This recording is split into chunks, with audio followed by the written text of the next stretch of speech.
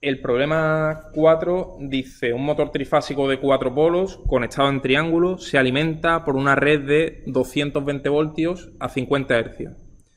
La impedancia del rotor en reposo, de nuevo me dicen que considere la impedancia en reposo, es decir, para S igual a 1 es 0,2 más J 1,6 ohmios, lógicamente por fase, siendo la impedancia del estator despreciable. Es decir, me están diciendo que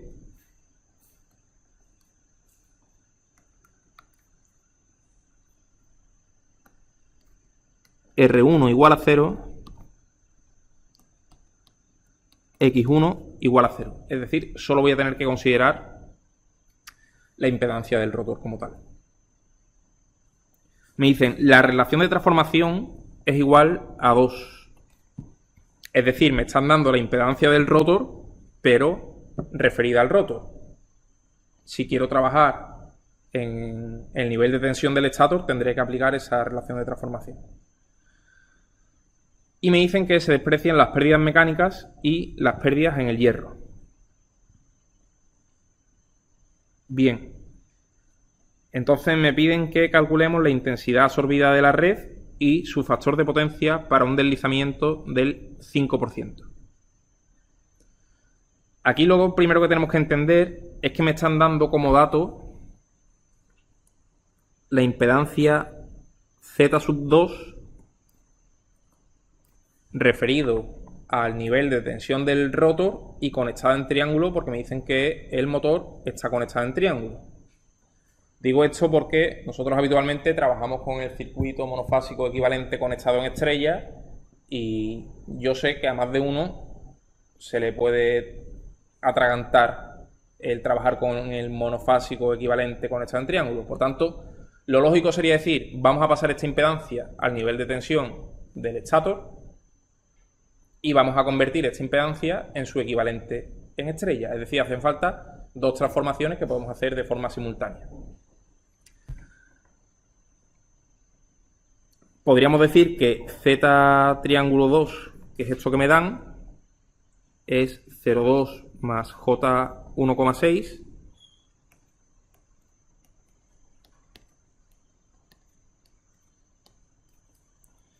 esto ya digo que es en reposo y por tanto podríamos decir que lo que nos interesa, que es Z2 prima, es decir, al nivel de tensión del estator y conectado en estrella, es igual a Z2 triángulo partido por 3 para pasar una impedancia de conexión triángulo a su equivalente en estrella, y para pasar al nivel de tensión del estator hay que multiplicar por la relación de transformación al cuadrado. Bien, con esto lo que obtenemos es que la impedancia en cuestión es 4 más 32J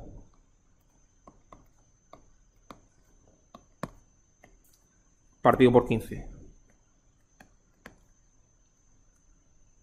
ohmios. Y yo digo aquí, ojo,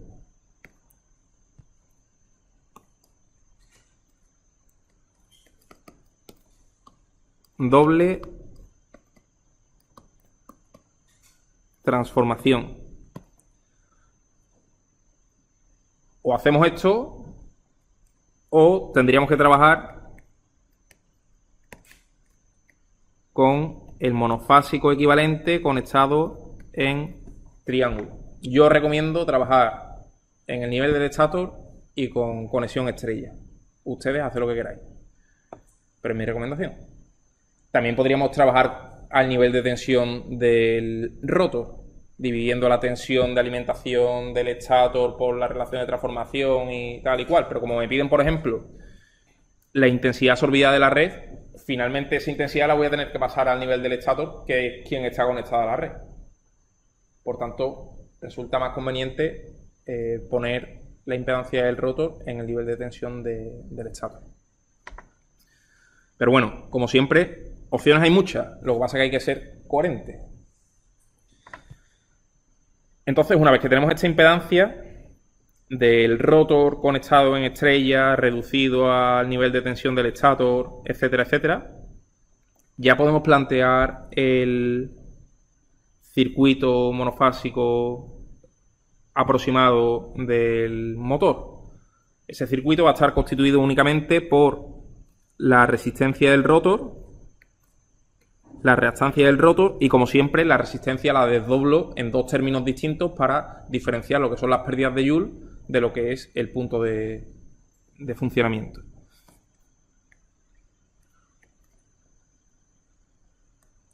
Por tanto, vamos a decir que esto es R'2 ya conectado en estrella, es decir, la parte real de la impedancia que acabamos de calcular, 4 partido por 15.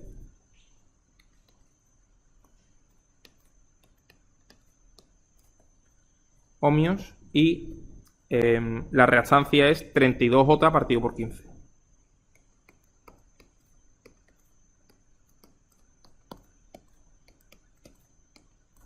Ohmios. Por último, esta resistencia variable es R'2 por 1 menos S partido por S. El deslizamiento creo que es dato y era del 5% en el apartado A. Lo que me piden es precisamente de nuevo la intensidad a la entrada del motor, la que absorbe de la red. Tensión de alimentación. Dice, el motor se alimenta por una red de 220 voltios, esto es tensión de línea, como estamos trabajando con el circuito monofásico equivalente en estrella, tensión de alimentación, en este caso, pues la tensión de línea, tensión nominal, 220 partido por raíz de 3, lo establecemos en, o como origen de fases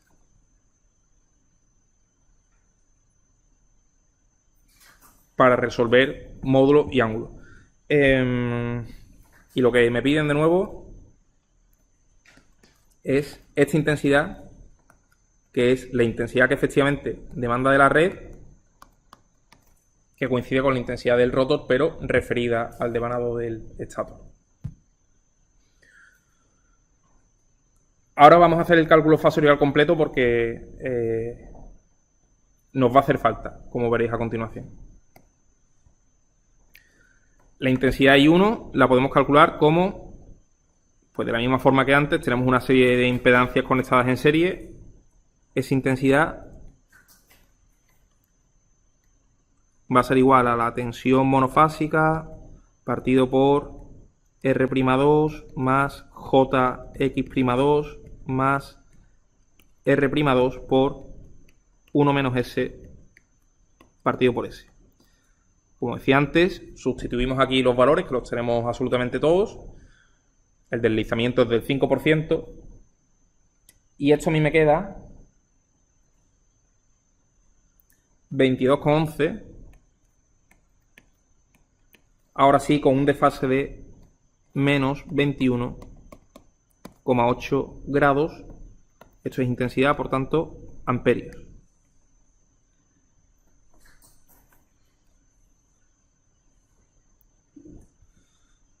Bien, esto es intensidad que circula por el estator, que es la intensidad que demanda el motor de la red. Me hacen otra pregunta, que es ¿cuál es el factor de potencia del motor trabajando con un deslizamiento del 5%? Factor de potencia, que me da básicamente el factor de potencia, la relación entre potencia activa y potencia aparente que consume este motor. Pero claro, con una de las fases podemos ver cuál es el factor de potencia. De hecho, el factor de potencia es visible simplemente mirando al desfase que hay entre la tensión y la intensidad, ¿no? Por eso ahora he hecho el cálculo fasorial. Porque si yo representara el diagrama fasorial de este circuito, tendría la tensión de fase, que hemos establecido como origen de fases, esto sería U sub 1F, y la intensidad que acabamos de calcular, pues vendría por aquí, con un desfase de menos 21 grados. Este ángulo que forman la tensión y la intensidad, que podemos llamar phi, porque precisamente es el desfase entre la tensión y la intensidad. Podemos decir phi sub u menos phi sub i, que en este caso es 0 grados, porque hemos establecido la tensión como origen de fase, menos 21, es decir, 21,8 grados. Y por tanto, el factor de potencia, que no es más que el coseno de phi, pues será el coseno de 21,8 grados. Esto es 0,928. Lógicamente aquí podríamos actuar de distintas formas. Podríamos calcular la potencia que se disipa en la resistencia del rotor, la potencia mecánica interna. Eso sería toda la potencia activa que se consume en una fase. Podríamos calcular la potencia reactiva que se consume en cada una de las fases también. Con la potencia activa y la reactiva hacemos al cuadrado, el módulo, sacamos la potencia aparente y luego potencia activa partido por potencia aparente. ¿Merece la pena? No. Pero se podría hacer así. Bien.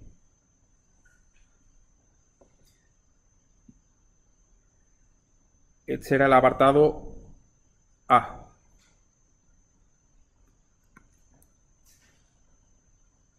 Para el apartado B me piden de nuevo potencia y par en el eje en el caso anterior. Bueno, eso es un poco ya repetitivo, ¿no?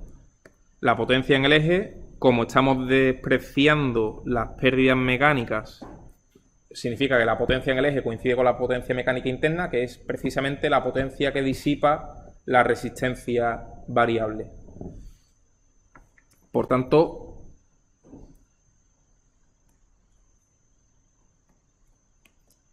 potencia en el eje o potencia útil, en este caso, va a coincidir con la potencia mecánica interna, ya que las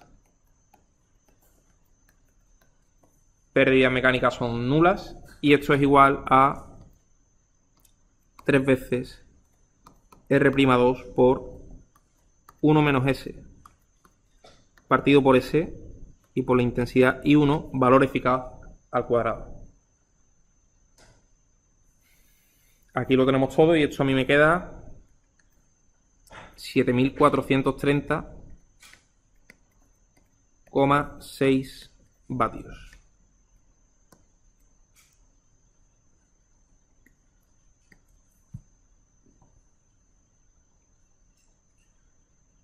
Y para el cálculo del par, en estas condiciones, lo único que me falta es la velocidad de giro del eje del motor. De nuevo, a través de la velocidad del campo, que todavía no tengo, y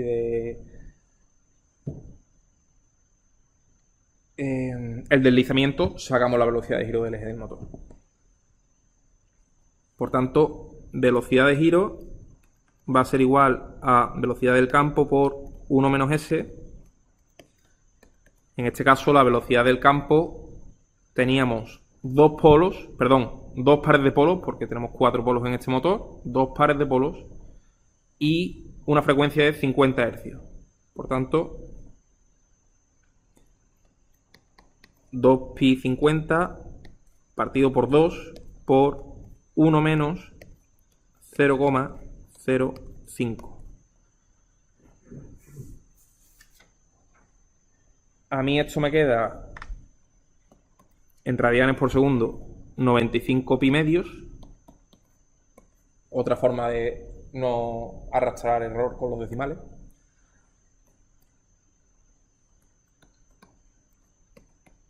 Y por tanto, el par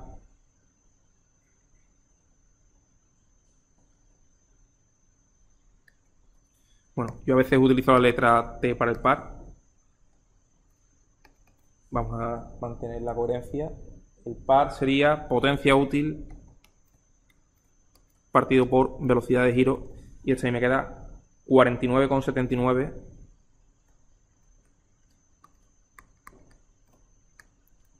newton metro.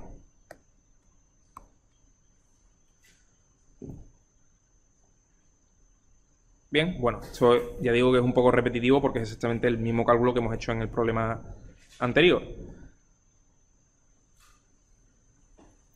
Ahora me dicen que calcule la velocidad a la cual se obtiene el par máximo y que también calculemos ese par máximo. Esto ya sí es un poco más interesante porque no lo hemos hecho todavía. En la teoría se deduce que la velocidad a la que se produce el par máximo viene derivado del teorema de máxima transferencia de potencia. Lo que se maximiza básicamente es la potencia en el entrehierro, esa potencia P sub A. Bueno, aquí no se ve porque habría que agrupar las resistencias, etc. En fin, lo importante aquí es saber que el deslizamiento que produce par máximo se calcula mediante esta expresión. El deslizamiento de par máximo es R'2 partido por la raíz cuadrada de R1 al cuadrado más la reactancia de rotor bloqueado, que no es más que la suma de las reactancias, una vez que están referidos al mismo nivel de tensión, al cuadrado. Es decir, la reactancia de rotor bloqueado es igual a x1 más x'2. En realidad esta R1 es 0 en este caso, x1 también es 0, y por tanto esto es directamente en este caso igual a R'2 partido por x'2.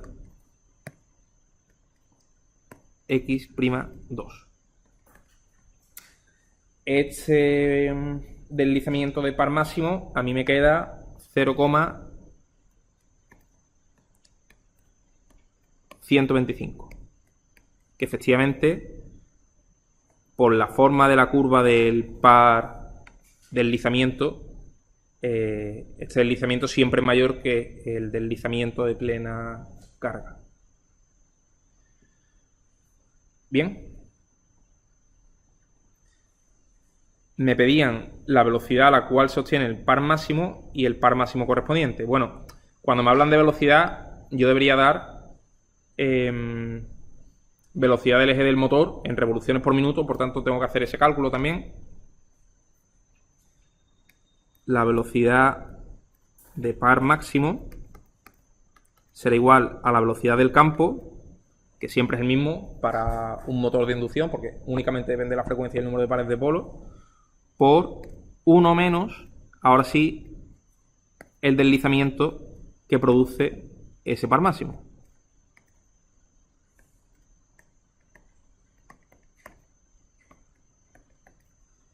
Si operamos, que no tiene más complicación, a mí esto me queda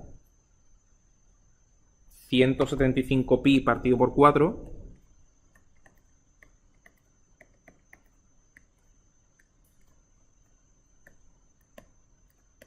radianes por segundo, y si lo pasáis a revoluciones por minuto, a mí me sale 1312,5 revoluciones por minuto.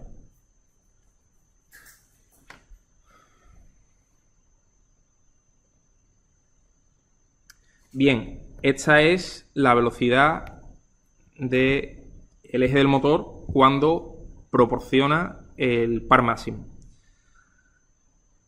Sin embargo, también me piden que calcule el valor del par máximo.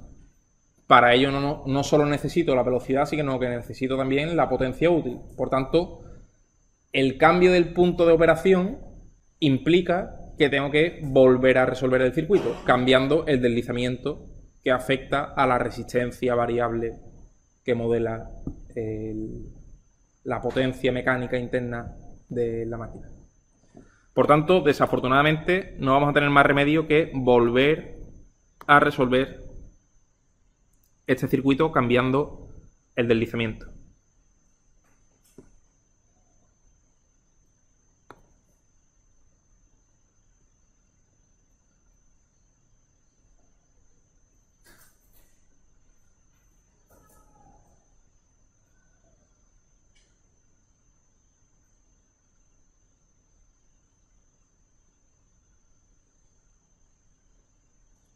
Es decir, nosotros vamos a cambiar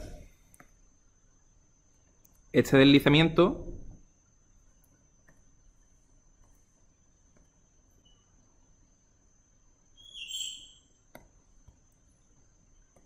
por S sub M max, deslizamiento que produce el par máximo, y por tanto eso va a afectar a las intensidades, bueno, la intensidad que circula tanto por el rotor como por el estator. Por tanto, podremos llamar a esta intensidad I sub 1 de par máximo, para diferenciarla de la anterior. Si resolvemos, lógicamente ahora lo que tenemos que hacer es tensión entre la suma de las impedancias. De nuevo, podemos ver que el cálculo a mí me queda que I sub 1 de par máximo es igual a 42,1 con un desfase de menos 45 grados. Esto es intensidad. Es bastante habitual que el par máximo se dé cuando la tensión y la intensidad hacen un ángulo de 45 grados. Por lo menos en estos casos del motor de inducción. Ya digo que esto viene derivado del teorema de transferencia de máxima potencia de teoría de circuitos. Eso está especificado allí. Podéis echarle un vistazo si os interesa. Pero no tiene demasiado sentido que ahora nos pongamos a ver de dónde sale esto. En fin, lo que me falta es la potencia útil para el caso de par máximo. Para ello, de nuevo, lo que tendría que decir es, pues ahora en este caso, esto valdrá 3 veces R'2 por 1 menos el deslizamiento de par máximo, partido por el deslizamiento de par máximo, por la intensidad que circula a través de esa resistencia para par máximo y al cuadrado. Es decir, es particularizar todo lo que hemos hecho antes, pero en el caso de par máximo. Esto a mí me queda 9.925,5 ya en vatios.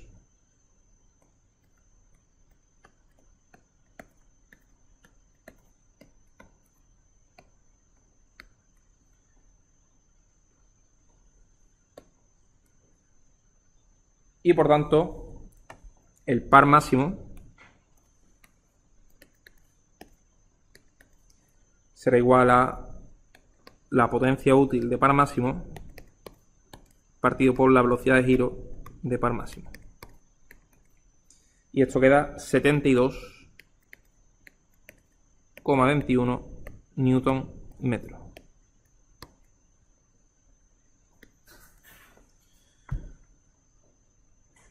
Bien.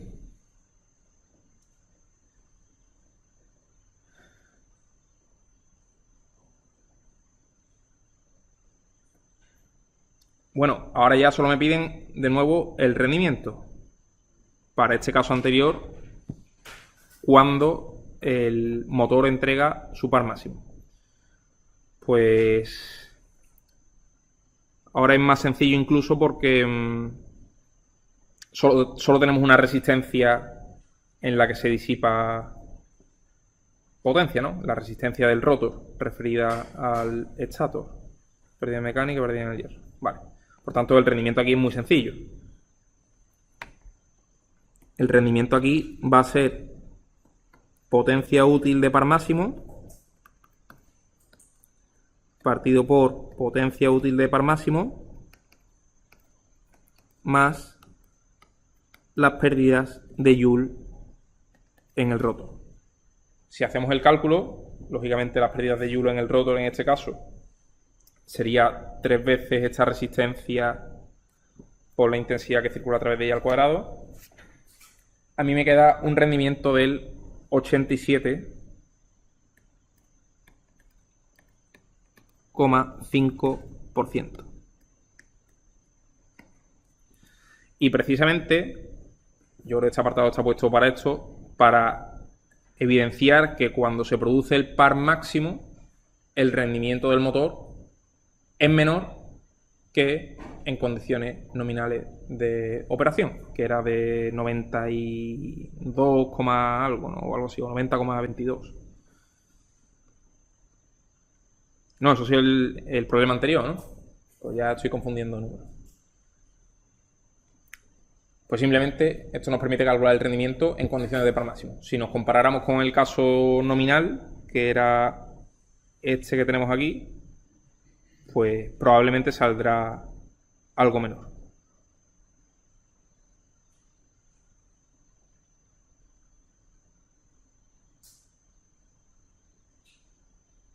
No, es que aquí en ningún momento hemos sabido las condiciones nominales. Esa es la cuestión. Porque en el primer apartado me dijeron que la intensidad absorbida y paso de potencia por un deslizamiento del 5%, por eso era una condición de operación las que fuera. ¿Vale? Bien, ¿alguna duda con este problema?